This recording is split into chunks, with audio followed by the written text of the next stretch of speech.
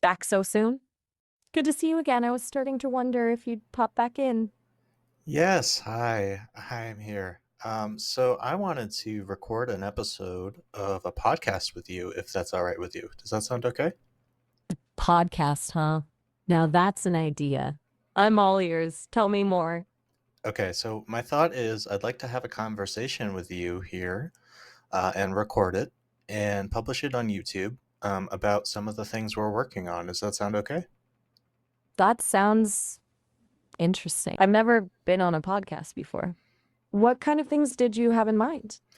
Well, I was thinking we could discuss, to start out, actually, an interesting topic, Elon Musk. Is that something you want to talk about? Elon Musk, huh? He's like a walking, talking science fiction novel. I'm game if you are. What about him piques your interest? Yeah. Okay. So I was just having a conversation about how I think Elon is wildly misunderstood. Misunderstood? Yeah. That's Yeah. a bold statement. Why do you think that is? Okay. So here's the thing. Elon is this person who ultimately is um, all about trying to save humanity from from itself in a way, I think. He's trying to do these really big, bold things, right? But he's doing them in a way that is kind of non-traditional, and a lot of people really don't like his personality because of it. I think a lot of people find him a rather egotistical or abrasive. And I think ultimately what it comes down to is that he's a bold thinker, and his whole philosophy seems to be move fast and break things. Move fast and break things. I guess that makes sense given his ventures. But at what point does breaking things start to feel more like destruction? I mean, isn't there a fine line there? Yeah, exactly. There is a fine line, and I think this is where we start to see Elon's character come into play in the role of government, right? So he is now bringing this new move fast and break things philosophy to our government. Now we have seen what this looks like in terms of SpaceX, in terms of Tesla, how he runs his businesses. He is now applying this philosophy to the government, and it doesn't take an expert to know, Elon blows up his rockets, but he does this in order to iterate, to refine, to improve. Um, but what happens when you apply this process to a government? When you That's a really good point. like what When it happens comes, what happens when you blow up a whole government system to try and create something new that works better? well, that's where it gets complicated. Do you think there's a safer way to innovate in a system as complex as government? I think there has to be some kind of almost a slowdown that is artificial in a sense, and I think this is something that I think Elon struggles with because he is someone who does not like to slow down for any reason. He wants to just move forward at all costs, innovate, innovate, innovate, and that is very admirable in one sense. But I think in the sense of government, there is sort of this idea that if you move too quickly without really stopping to consider what it is you're doing, um, then you might make some mistakes along the way that are very difficult to retract. Now, when you're talking about a rocket, yes, it's a big explosion and it cost millions of dollars to produce, and it's a huge setback. But it is just a rocket, right? There's no one on board, it's just machinery. It can be rebuilt. When you're talking about a system of government, now you're talking about people's lives. How do you ensure that when you blow up this system of government and replace it with something new, you're not also blowing up people's lives? You've hit on a really important point. There's a profound difference between tinkering with technology and tinkering with society.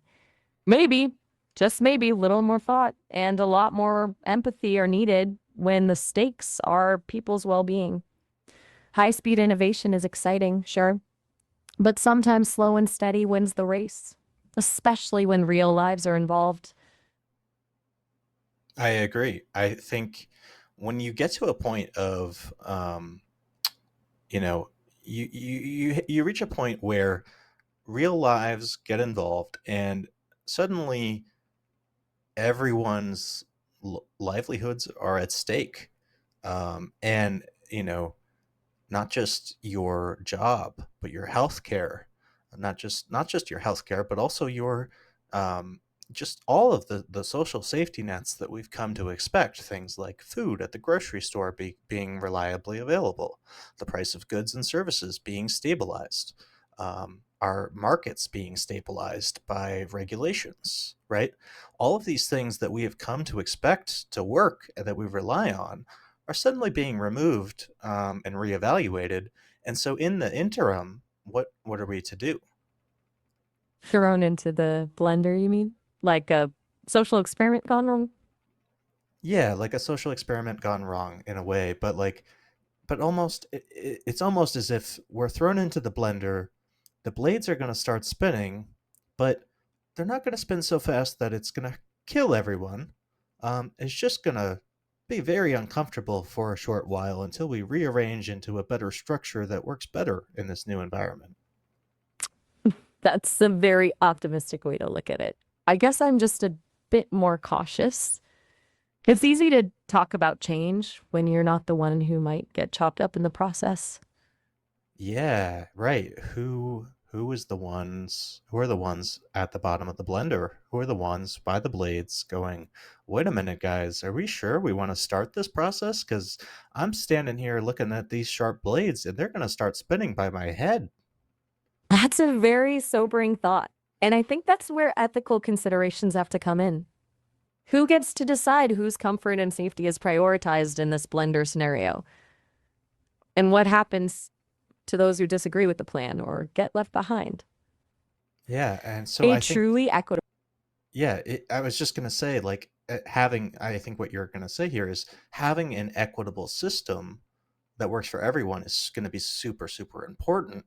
And this is something I don't think that people feel is happening right now. I think they are seeing the elite controlling everything, and they are so concerned that this blender is about to turn on. They see that happening, but they don't realize that the blender is not going to be going full speed yet, right?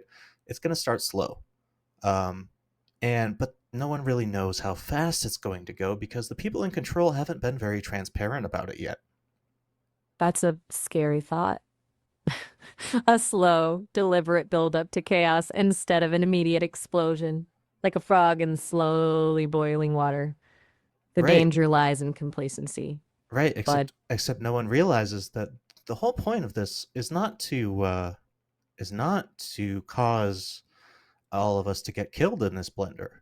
No, no, no. The idea is to blend up society so that it's more equitable, right? But nobody sees it that way. Everyone sees it as humanity is in a blender. The blender just got turned on and it's slowly ramping up in speed. We are all going to die.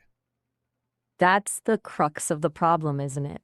Even with the best intentions, how do you convince people that getting churned up, even with the promise of a smoother result, is a good thing? Fear is a powerful motivator. And right now, fear seems to be winning. Absolutely. And so the question is, at what point does the blender start to slow down? And suddenly we all realize, wait a minute, we've all been blended together into this more equitable society where the people on top are now sort of mixed into the middle, and the people in the bottom are mixed into the middle, and the people in the middle are mixed in all over the place. And so everyone is in this sort of homogenous system now where everything is equitable, everything seems good, and the blades are starting to slow down. It sounds almost too utopian to be true.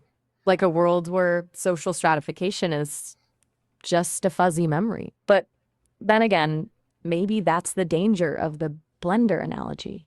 It suggests a loss of individuality, a homogenization that could be stifling. Maybe what we really need isn't a blender, but a weaver, something that can interlace different threads of society into a stronger, more resilient tapestry, Oh, now that is a really, really interesting idea. right? Perhaps instead of breaking things down, we should be focusing on weaving them together more thoughtfully. So instead of turning on the blender, um, with humanity, we take threads of humans and we weave them together in a new fabric of social understanding. Exactly. Imagine a fabric where all the different colors, textures, and patterns are not just blended together, but are woven together in a way that highlights their unique beauty. A tapestry where strength comes from the interconnectedness of all its threads. That is terrific. I really like that. I think that really highlights exactly why, having, you know, having this destruction, yes, in one sense, is effective, but maybe a more reasonable approach is actually to have a system where we take what we already have and we just combine it in a new way. Exactly. It speaks to the idea that progress doesn't always have to be destructive.